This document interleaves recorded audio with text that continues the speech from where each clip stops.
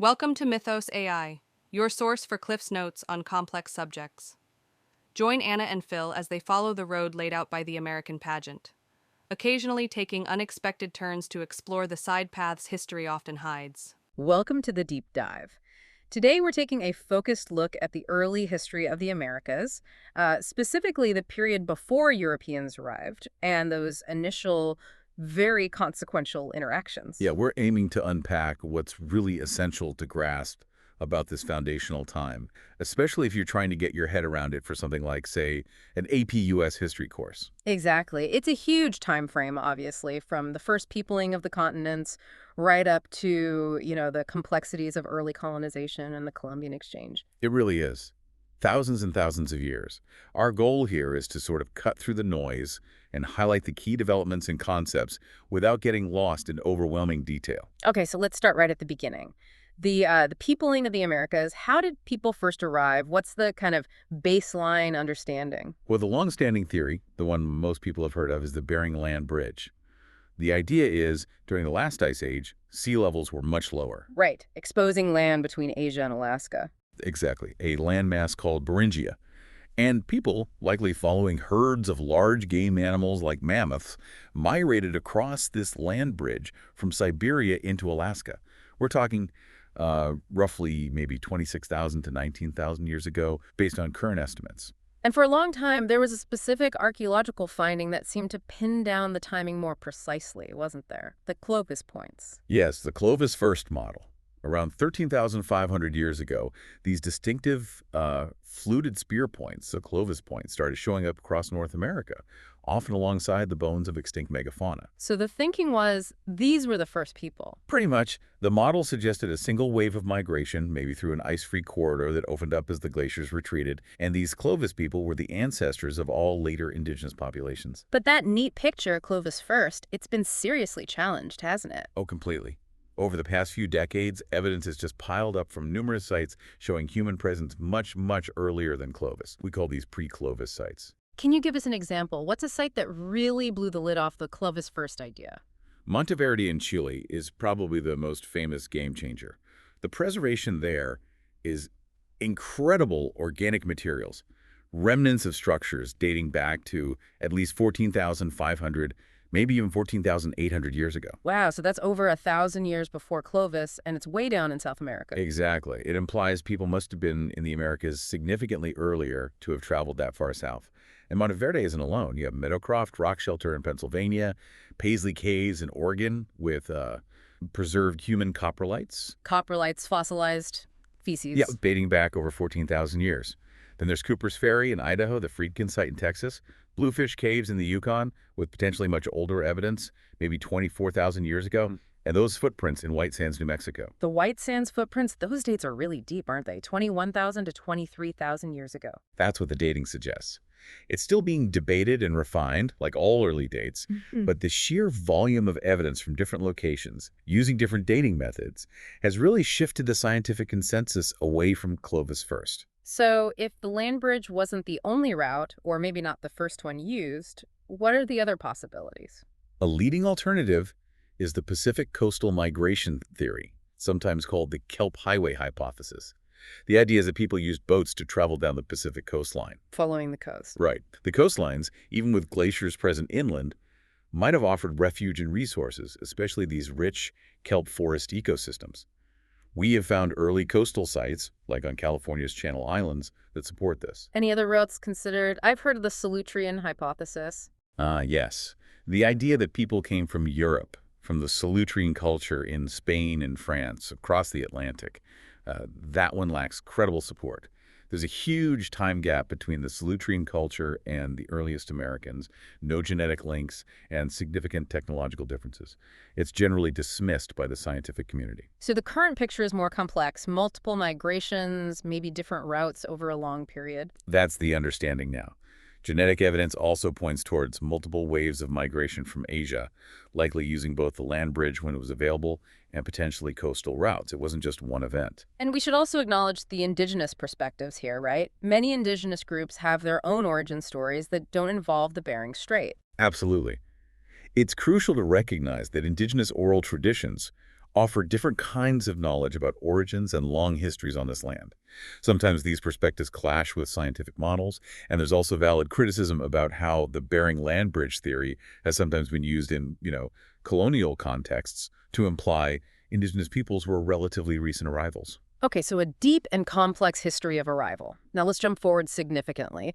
Before 1492, before European contact, what did the Americas look like in terms of human societies?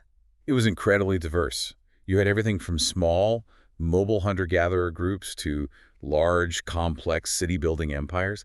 It's vital to move past any idea of a sparsely populated wilderness. Let's focus on some of the really large-scale civilizations, the Aztecs, for instance. Right, the Mexica, or Aztecs as they're commonly known.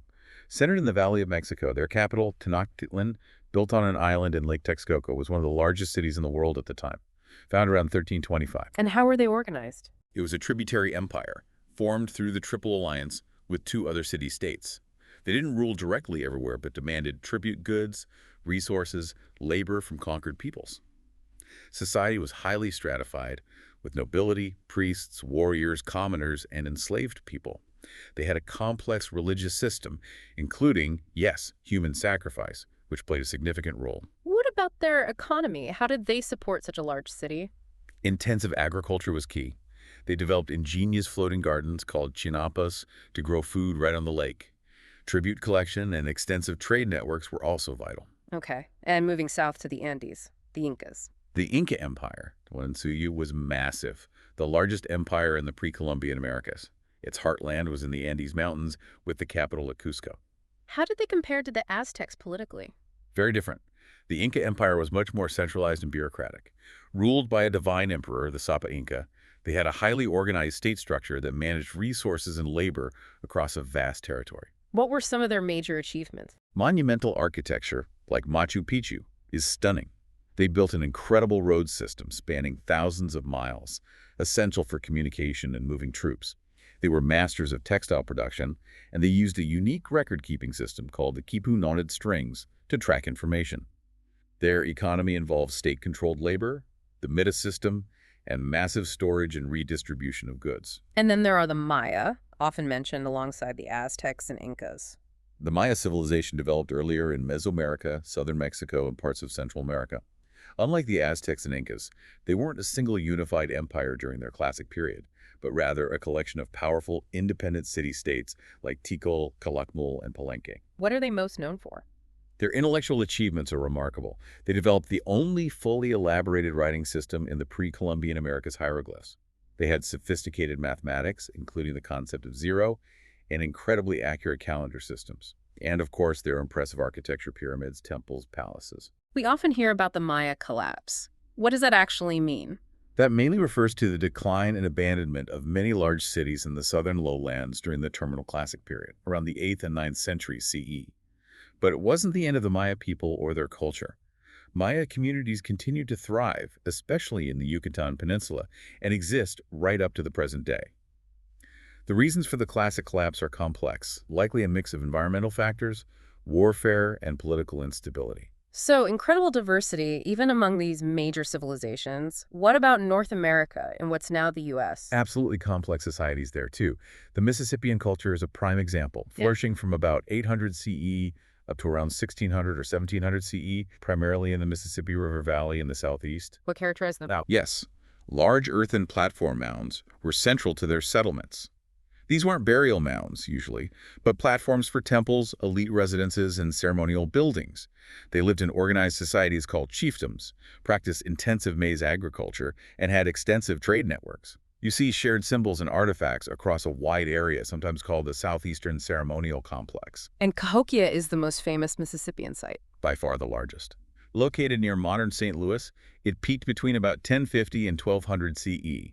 It had a huge central plaza, massive mounds like Monk's Mound, the largest prehistoric earthwork in the Americas, and even large wooden post circles, kind of like Woodhenge, likely used for astronomical observations. It sounds like a real city. It absolutely was. Yeah. Estimates suggest maybe 10,000, 20,000 people lived there at its peak, with a much larger surrounding population.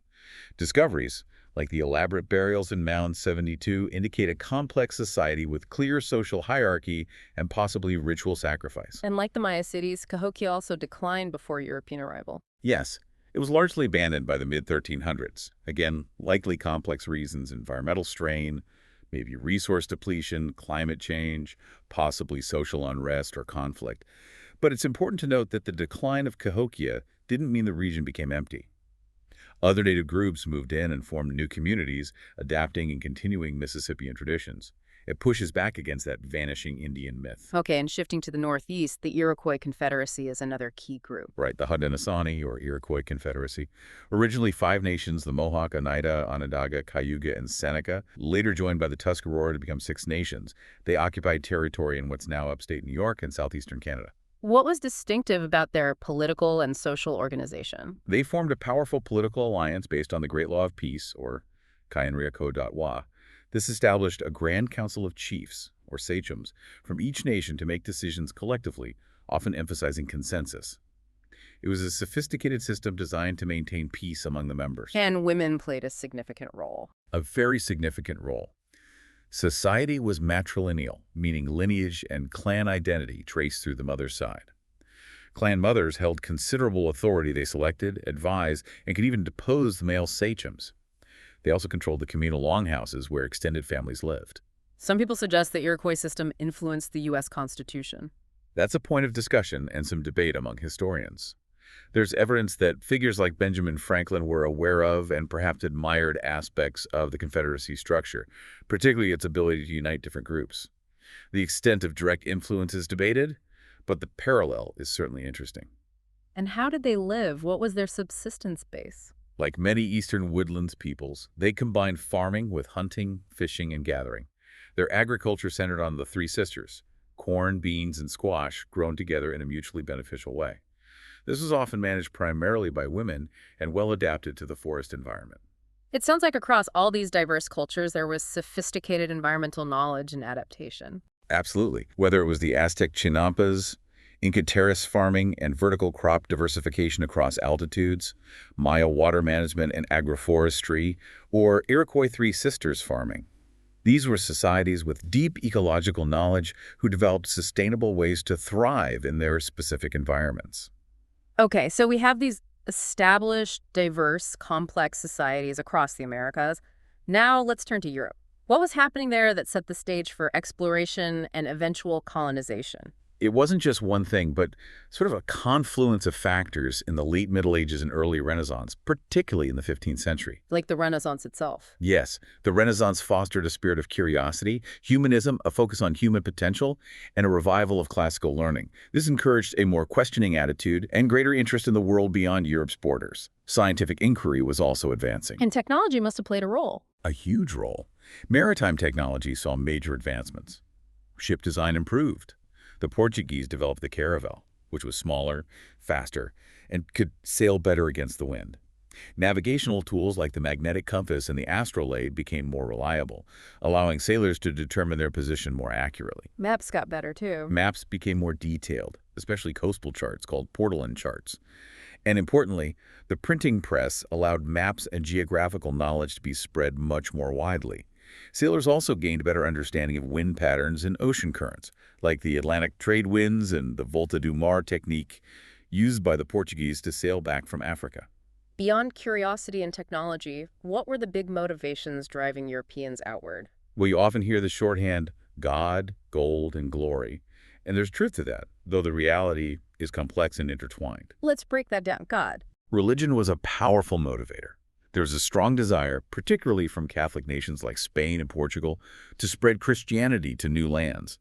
This was partly fueled by the legacy of the Crusades and the Reconquista, the centuries-long effort to push Muslim rule out of the Iberian Peninsula, which had just concluded in Spain in 1492.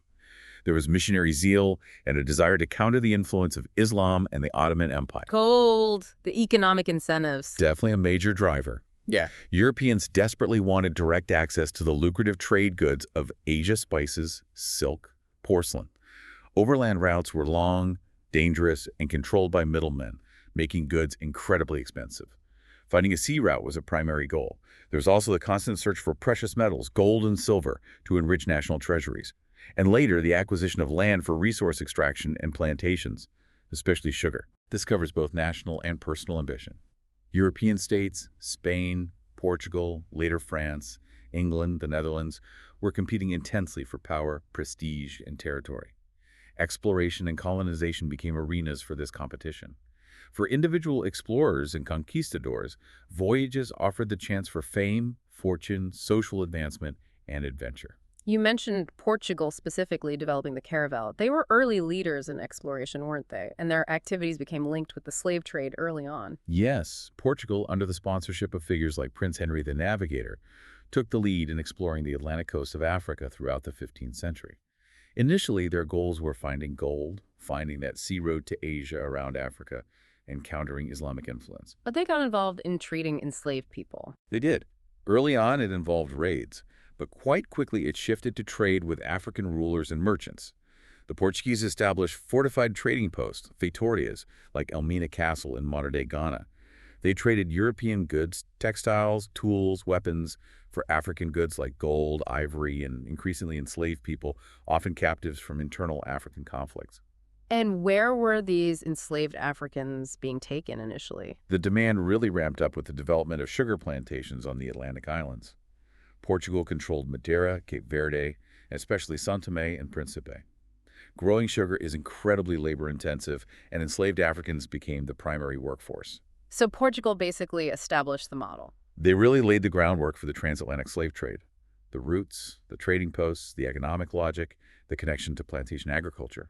When they later colonized Brazil, this system expanded massively, and they also supplied enslaved Africans to the Spanish colonies through contracts called asientos. It's a crucial and brutal part of this early exploration story. Which brings us to Christopher Columbus in 1492. A pivotal moment, but as you said, he wasn't arriving in an empty land. Absolutely not. It's critical to remember that. Columbus, an Italian navigator sailing for Spain, believed he could reach the East Indies, Asia, by sailing west across the Atlantic.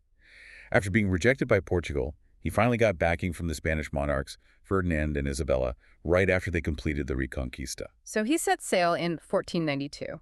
With 3 ships, the Niña, Pinta, and Santa Maria.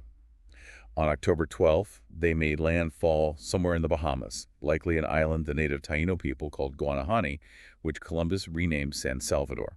What were those first encounters like, based on his own accounts? His journal, though we mostly have an abstract written by Bartolomé de las Casas, describes the Taino people physically, notes their lack of iron weapons, and perceives them as gentle, potentially easy to subjugate and convert to Christianity. He's immediately interested in finding gold and takes some Taino individuals captive to bring back to Spain. And he thought he had reached Asia. He believed he was in the outskirts of the East Indies. He explored parts of Cuba and Hispaniola, where he established a small settlement, La Navidad, which was destroyed after he left. He made 3 more voyages, exploring more of the Caribbean and touching the coasts of South and Central America, likely maintaining until his death that he had reached Asia. His voyages triggered something immense, the Columbian Exchange. Can you explain that concept? The Columbian Exchange is the term for the massive transfer of living things, plants, animals, diseases, but also technology, people, and ideas between the Eastern Hemisphere, Europe, Africa, Asia, and the Western Hemisphere, the Americas, that started after 1492. It was unprecedented in scale and scope. And the impact wasn't equal, was it? Especially regarding disease. Not at all. The most devastating aspect was the transfer of Old World diseases to the Americas. Smallpox, measles, influenza, typhus diseases that had existed in Europe and Asia for centuries were completely new to the indigenous populations of the Americas. Why did they lack immunity? Largely due to less genetic diversity compared to Afro-Eurasian populations and the lack of domesticated herd animals, which are often the source of epidemic diseases like measles and smallpox. The impact was catastrophic. Mortality rates often reached 90–95% in affected communities. This great dying is arguably the single most significant consequence of the encounter. But things moved in the other direction, too. Plants, for example. Oh, yes. American crops revolutionized Old World agriculture and diets. Think maize, corn, potatoes, tomatoes, beans, squash, cacao, tobacco. Potatoes, and maize in particular, became staple foods in many parts of Europe, Africa, and Asia, fueling significant population growth. And what about plants going from the Old World to the Americas? Wheat, rice, barley, oats, coffee, sugarcane, grapes, various fruits and vegetables. These diversified agriculture in the Americas, but also had huge consequences. Sugarcane, for instance, became the backbone of brutal plantation economies dependent on enslaved labor. Animals are mostly a one-way street, right? Primarily Old World to New World. Horses, cattle, pigs, sheep, goats, chickens were all introduced by Europeans. Horses dramatically changed the lifeways of many indigenous groups, especially in the Great Plains, revolutionizing hunting and warfare. Other livestock provided new food sources and draft power. But they also cause problems. Yes, huge ecological impacts. European livestock, particularly cattle and sheep, often reproduced rapidly and overgrazed native grasslands, destroying vegetation and contributing to soil erosion. Pigs, being omnivorous, damaged crops and ecosystems. Europeans also inadvertently brought weeds, rats, and insects that disrupted native ecosystems. So summing up the exchange, disease decimates indigenous populations, American crops feed the Old World, European livestock transforms American landscapes and societies, and cash crops like sugar drive new forms of exploitation. That's a good summary. It fundamentally reshaped the ecology, agriculture, and demographics of the entire planet, but with profoundly asymmetrical consequences, particularly the demographic collapse in the Americas due to disease. Following Columbus, European powers, especially Spain and Portugal initially, moved quickly from exploration to conquest and colonization. What characterized this next phase? It was a period of aggressive military campaigns, led by figures known as conquistadors. They were driven by those same motives: wealth, status, spreading Catholicism. Hernán Cortés's conquest of the Aztec Empire and Francisco Pizarro's conquest of the Inca Empire are the most infamous examples. How were they able to defeat such large empires with relatively small forces? It wasn't just military superiority, though steel weapons, armor, horses, and firearms certainly gave them an advantage the indigenous armies lacked. But other factors were crucial. Like disease. Disease was arguably the biggest factor. Smallpox, in particular, ravaged both the Aztec and Inca populations, killing leaders, disrupting social structures, and weakening resistance right at critical moments during the conquest. And divisions within the empires. Yes, the conquistadors were adept at exploiting existing internal conflicts and resentments. Cortés allied with peoples subjugated by the Aztecs, like the Tlaxcalans, who provided crucial manpower. Pizarro arrived in the Inca Empire during a brutal civil war between two brothers vying for the throne, which severely weakened the Inca state.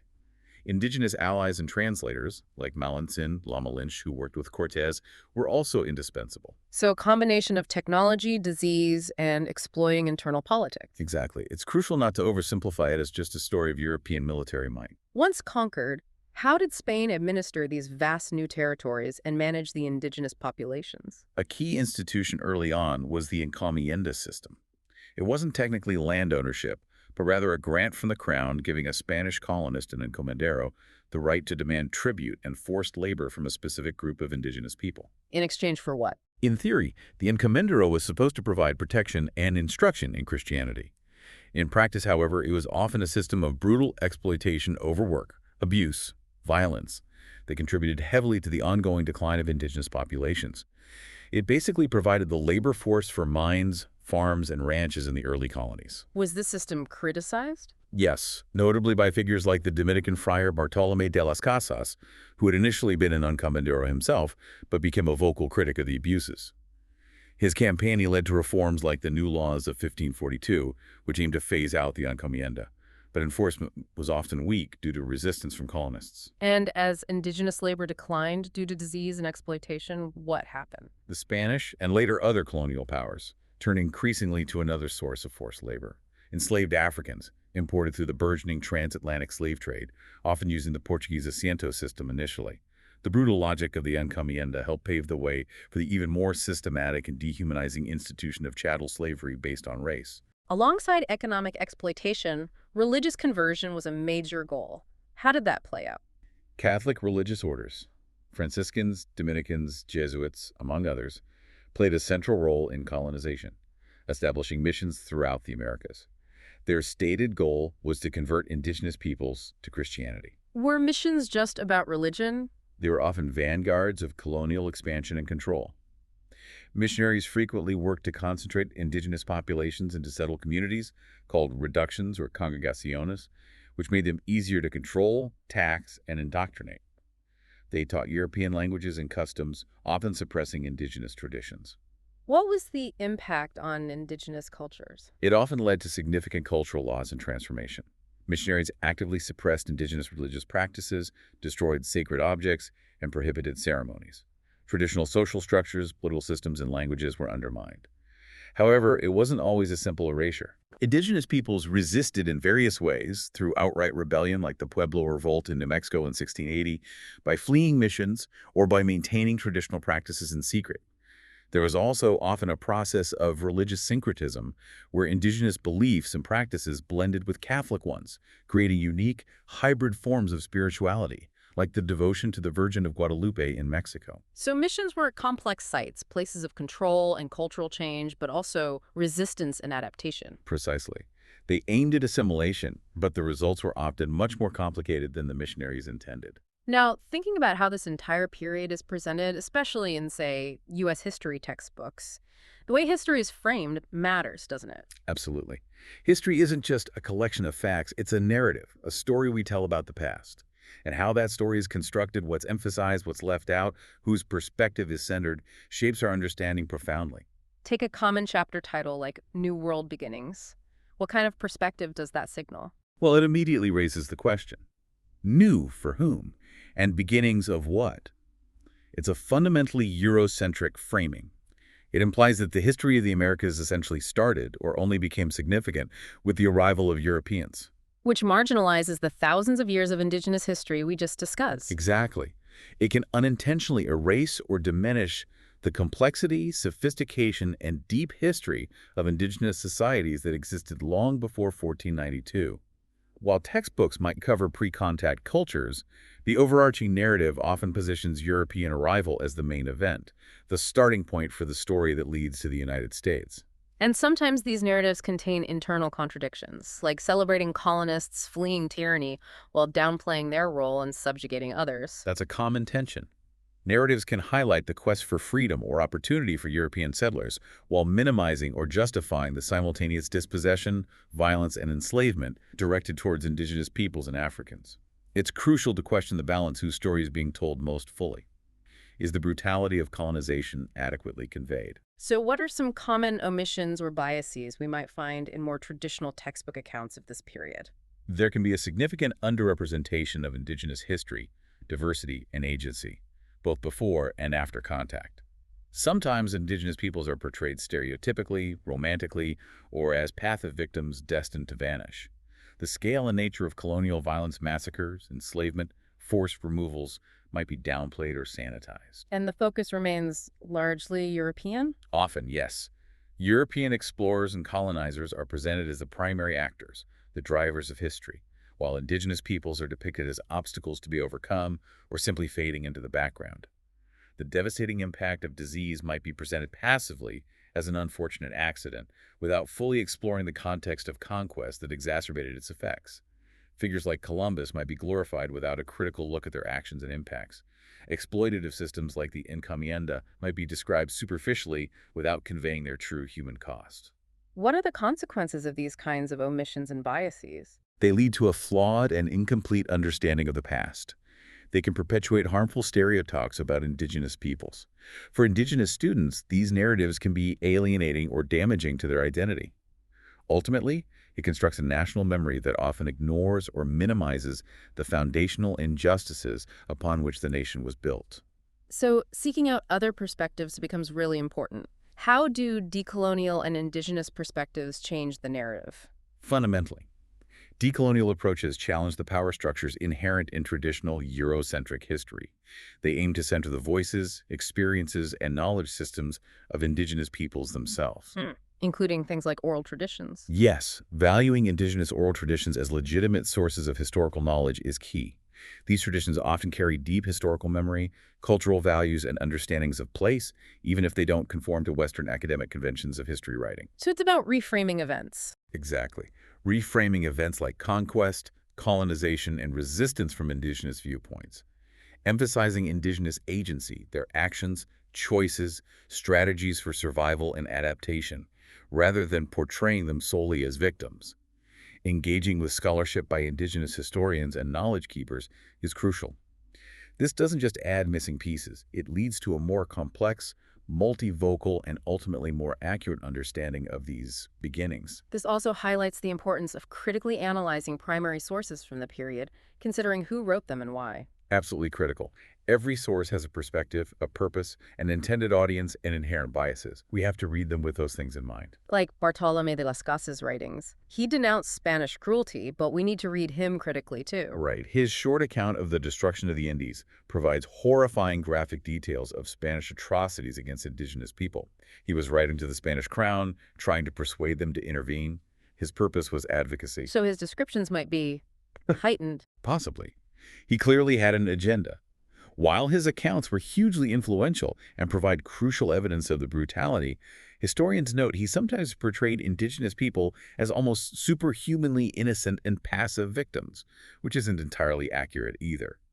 His work also contributed to the Black Legend, the image of unique Spanish cruelty, which other European powers later used to justify their own colonial ambitions. What about Columbus's own journal? Reading Columbus's descriptions of his first encounters with the Taino is revealing. You see his immediate assessment of them based on their appearance, their lack of weapons, his assumption of their inferiority, his focus on finding gold, and his view of them as potential converts and laborers. It shows the mindset driving the whole enterprise. Precisely. It's a window into the Eurocentric, expansionist, and exploitative mindset of the time. It reveals how indigenous people were immediately framed in terms of their potential utility or threat to European interests. And how do we approach indigenous sources like the Iroquois traditions you mentioned earlier? Things like the Haudenosaunee creation story or the Great Law of Peace offer profound insights, but in a different form than European written documents. They convey cosmology, values, principles of governance, historical memory, and relationships with the land. Analyzing them requires understanding their cultural context, their purpose within the community, and respecting them as valid forms of knowledge, even if they present challenges to traditional Western historical methods focused on linear timelines and written evidence. They offer a fundamentally different and essential perspective on the past. Okay, we've covered a vast amount of ground today. If you had to boil it down, what are the absolute key takeaways for someone trying to understand this crucial period of early American history? I'd say first, grasp the deep and complex history of the Americans before 1492, the long process of peopling, the diversity and sophistication of indigenous civilizations. Second, understand the multiple factors driving European exploration, the technological, economic, religious, and political motives all intertwined. Third, recognize the profound and often devastating consequences of the Columbian Exchange, especially the impact of Old World diseases, but also the global transfer of plants and animals. Fourth, understand the brutal realities of conquest and early colonization, including systems like the encomienda and the beginnings of the transatlantic slave trade. And finally, and perhaps most importantly, always approach historical narratives critically. Be aware of Eurocentric biases and omissions. Seek out indigenous perspectives and understand that our understanding of the past is constantly evolving as we incorporate more voices and evidence. that's a fantastic summary. Thinking about all this complexity really changes how you view the start of the American story.